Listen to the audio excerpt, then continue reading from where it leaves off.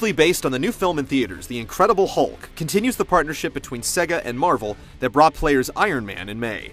At a glance, Sega's Green Monster bears a strong resemblance to Vivendi's acclaimed Hulk Ultimate Destruction, featuring an open-world design with plenty of buildings to smash and cars to weaponize. But does the latest title muscle past the last-gen hit, or is this one game that should make Hulk angry?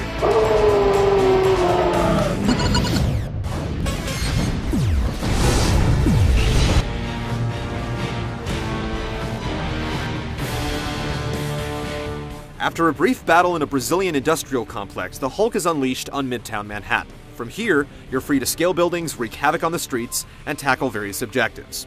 A quick glance at the map will show your current objectives. There are purple Enclave bases to smash, yellow minigame icons, and key missions. Key missions are broken into multiple chapters, letting you bounce between 2 or 3 conflicts at a time. Unfortunately, awkward transitions and the loading screens before and after each mission ruin the city's sense of continuity.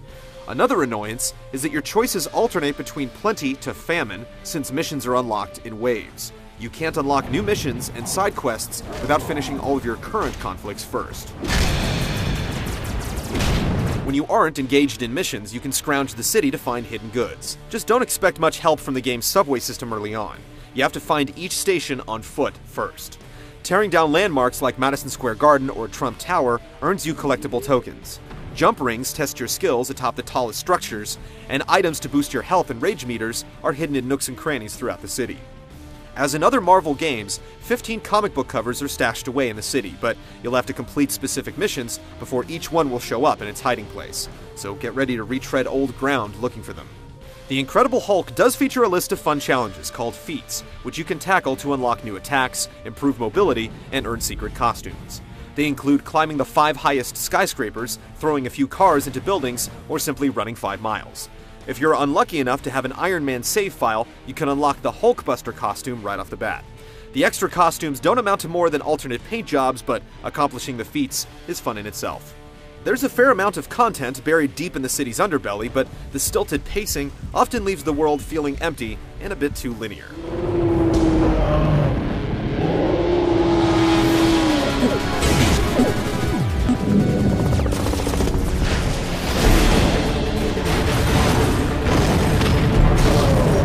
Punching, smashing, and tossing are what Hulk does best, and the game offers you plenty of chances to level buildings, uproot trees, and throw citizens to your heart's content.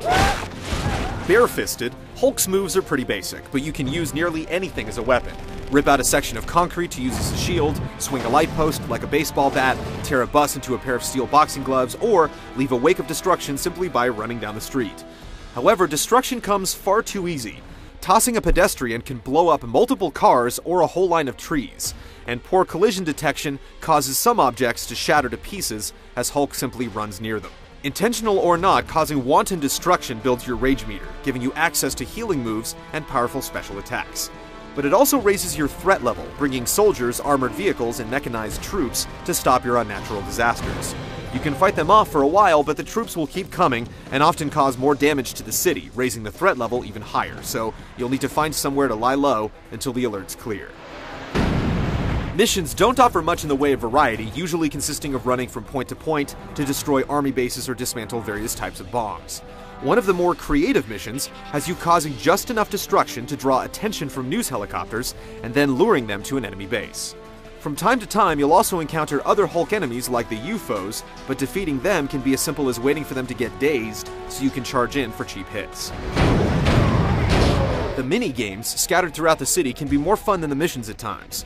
Some are as simple as racing through a path of rings or destroying 25 vehicles as fast as possible, but others can get a little crazier. One has you taking on cab fares, carrying as many taxis to their destinations as you can, while another tests your jumping skills by having you bound across collapsing rooftops.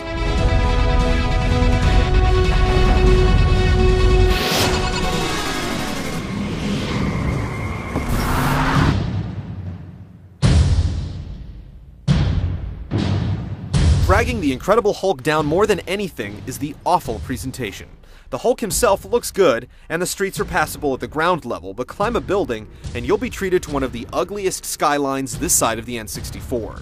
Everything further than a few blocks away becomes a muddy silhouette, and at night, the buildings take on a dirty brown hue. Similarly, cars and buses turn into transparent gray shells when you pick them up, taking away the charm of using them as weapons. Some things in the game just don't look right. Imagine an army base plunked in the middle of a busy street. You'll also find places on the map where Hulk's body stands halfway below ground.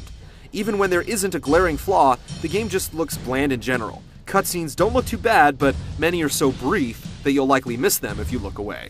And if that thing interferes again, we kill it.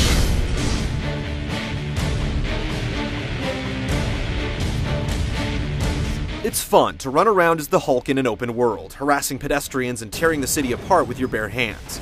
But with its uneven pacing, dull missions, and sloppy presentation, the Incredible Hulk won't keep most players interested for long. If you still want to Hulk out in a video game, last generation's Hulk Ultimate Destruction is your best bet.